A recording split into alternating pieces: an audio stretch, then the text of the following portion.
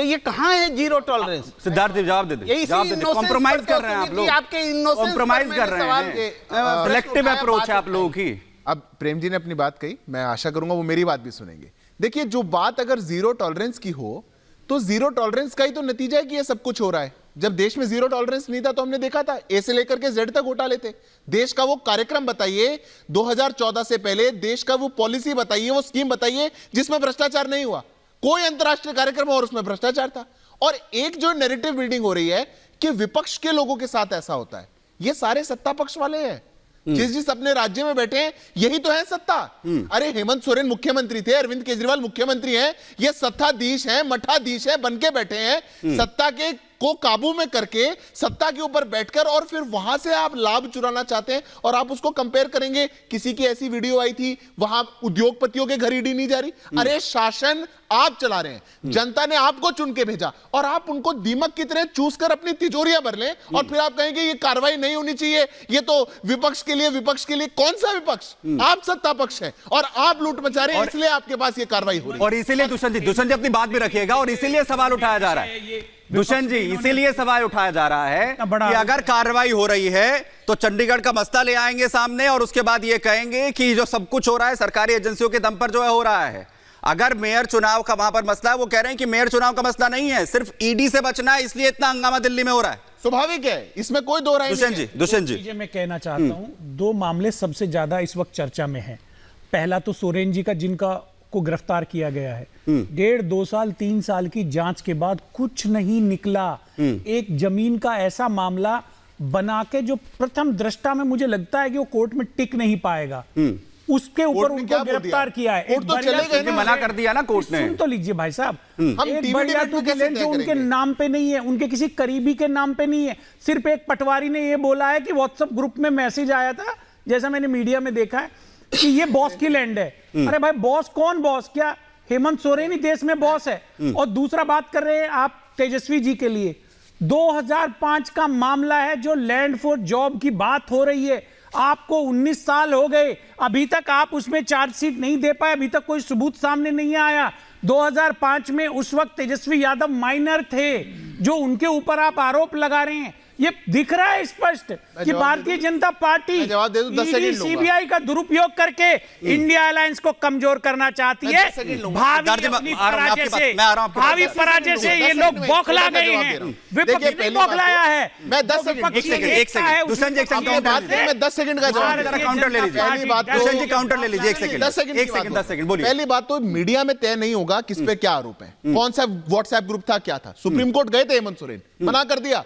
इस देश की कोर्टों पे भरोसा उठ गया क्या? अब सुप्रीम कोर्ट कह रही है, आप हाई कोर्ट क्यों नहीं गए? आप हमारे पास कैसे आ गए?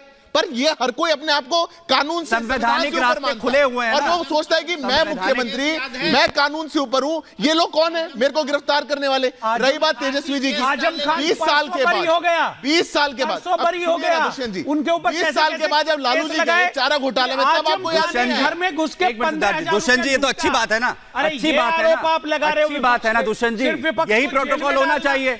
अगर कोर्ट के अंदर मसला नहीं टिक रहा है तो उस संवैधानिक तरीके से जाना चाहिए, ये तो अच्छी बात है ना। अगर किसी को जमानत नहीं मिल रहा है तो उस पर भी कहिए ना कि उन्हें जमानत यहां पर नहीं मिल रही। वापस आपके पास आ रहा हूं मैं, वापस आपके पास लौटूंगा मैं आपके पास। संजय जी को इस चर्चा में ला रहा हूं। संजय जी जिस एक मिनट प्रेम जी एक मिनट, मैं संजय जी को ला रहा हूं। संजय जी, अगर कोर्ट से जमानत मिल जाए तो अच्छी बात है, उस पर तो अपनी पीठ थपथपाई जानी चाहिए। अगर कोर्ट से नहीं जमानत मिल रही तो कहिए ना इस बात को कि आप साबित नहीं कर पा रहे हैं उसे। मैं आ रहा हूं दुष्यंत जी, साबित अगर फिर नहीं कर पा रहे हैं, अगर एक को जमानत मिल पा रही है तो उसके लिए वाहवाही होगी, दूसरे के लिए नहीं होगा क्या? दूसरे के लिए नहीं होगा क्या सर? संजय जी दुष्यंत जी आ रहा हूं, बिल्कुल सबको इंक्लूड कर लेंगे सर। मनीष सिसोदिया से लेकर संजय सिंह तक आखिर किसके साथ क्या कुछ है, सारी चीजों पर चर्चा कर लेंगे। इसलिए प्रदर्शन हो रहा है, इसीलिए प्रदर्शन हो रहा है, इसलिए सवाल भी उठ रहे हैं। संजय सिंह के घर से दुष्यंत जी आ रहे हैं, 5 रुपया संजय सिंह के घर से रिकवर नहीं हुआ। दुष्यंत जी आ रहा हूं। संजय जी, सुमित जी, बात यहाँ ये नहीं है जो प्रेम जी ने बात रखी है। मैं समझता हूं कि आपके जहन में भी वही बात है, सबके जहन में, देशवासियों के जहन में यही बात है। ईडी सीबीआई, आज मान लीजिए मेरे ऊपर कोई आरोप लगता है, पुलिस की जांच होती है, पुलिस हमें भेज देती है, स्वाभाविक रूप से हम कोर्ट में जाएंगे, अपनी बात रखेंगे, इसका कहीं कोई ऐतराज नहीं है। लेकिन ये जो कोर्ट की पहली विवेचना की शुरुआत जो भारतीय जनता पार्टी कर रही है, और मेरे को थोड़ा सा वक्त दीजिएगा, भारतीय जनता पार्टी ने 2014 में 2014-15 में हेमंत बिश्व शर्मा जबकि वो कांग्रेस के लीडर होते थे, आरोप लगाई, श्वेत पत्र लेकर के आए, खूब ढोल पीटा इन्होंने। सुन लीजिएगा, 2 मिनट समय दीजिएगा। ढोल पीटा इन लोगों ने, खूब जांच हुई, ईडी भी गई, सीबीआई भी गई। उन्होंने डर करके 2015 लास्ट में उन्होंने बीजेपी ज्वाइन करते हैं, और बीजेपी जैसे, सुन लीजिए पहले बात को, जो फैक्ट है, जो आपके सामने, उसको मत नकारिए। वो जैसे बीजेपी ज्वाइन करते हैं, आज वो बीजेपी के मुख्यमंत्री बन के असम में बैठे हैं। सवाल कहां उठ रहा है विपक्ष, वो बात समझिए और उसका जवाब बीजेपी दे। उसके बाद अब सारी चीजों को छोड़िए, छगन भुजबल को छोड़ देते हैं, नारायण राणा को छोड़ देते हैं, सबको संजय जी, पॉइंट आ गया आपका कि अगर जो बीजेपी में जाए उस पर कार्रवाई नहीं हो रही है, वही अप्रोच है जो प्रेम जी ने कहा। नहीं, अभी पॉइंट नहीं आ रहा है, सुन लीजिए। मेरा ये मानना है कि आपको ये अधिकार किसने दे दिया कि आप किसी को चोर कह दें और उसके पीछे ईडी सीबीआई लग करके उसको चोर साबित कर दे।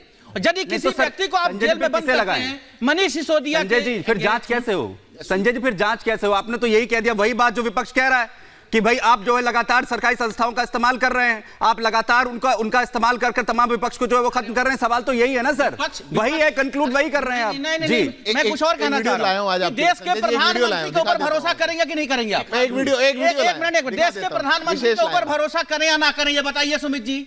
देश का प्रधानमंत्री यदि खड़ा होकर के जनसभा में बोलते हैं कि हमने 70,000 75,000 करोड़ के घोटालेबाज को पकड़ लिया है, और उसको दूसरे दिन सुबह कोई बात नहीं, मुख्यमंत्री बनाते हैं, इससे बड़ा आम आदमी पार्टी में एक वीडियो राष्ट्रीय जनता पार्टी खुद स्वयं है। मैं गंभीरता के साथ मैं वापस आऊंगा सिद्धार्थ जी आपके पास, मैं वापस आपके पास यहाँ पर लौटूंगा, क्योंकि यही सवाल, मैं बाहर जा रहा हूँ। डॉक्टर तनुज खत्री हमारे साथ यहाँ पर जुड़े हुए हैं। तनुज जी, यही सवाल तो आप भी उठा रहे थे। संजय जी ठीक है, यही सवाल आप लोग भी उठा रहे थे, जिसका जिक्र जो है संजय जी कर रहे हैं, यहाँ पर प्रेम जी कर रहे हैं, दुष्यंत नागर जी भी कर रहे हैं कि सब कुछ जो है वो प्रायोजित है, सरकारी संस्थाओं का इस्तेमाल हो रहा है। 2014 के बाद ये तो विपक्ष की लाइन बदली नहीं, और आप लोगों के पास तो मौका था। अब ये स्थिति क्यों बदल गई कि आप लोगों को प्लान भी तैयार करना पड़ गया? क्यों ये हालात बने? देखिए सुमित जी, 2019 के एफिडेविट के अनुसार और इलेक्शन कमीशन के वेबसाइट के अनुसार भारतीय जनता पार्टी के प्रदेश अध्यक्ष बाबूलाल मरांडी जी पर अभी 9 क्रिमिनल केसेस हैं, जिसमें से आईपीसी सेक्शन 193, 420, 468, 474, 194 और 506 यानी कि 506, जिसमें से चीटिंग, फ्रॉड करना और मनी लॉन्ड्रिंग से भी जुड़ा हुआ मामला है।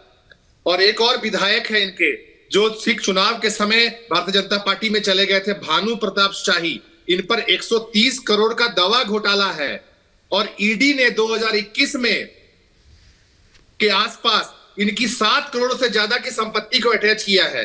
इन पर 6 क्रिमिनल केसेस हैं, आईपीसी 420, 467, 468, 451, 452, 307 और 386। ठीक है, एक और विधायक हैं, सुन लीजिए, रणधीर कुमार सिंह। इनके पास भी एफिडेविट के अनुसार 3 क्रिमिनल केसेस हैं, जिसमें अटेम्प्ट टू मर्डर का भी केसेस है, ये दोनों विधायक पर 307।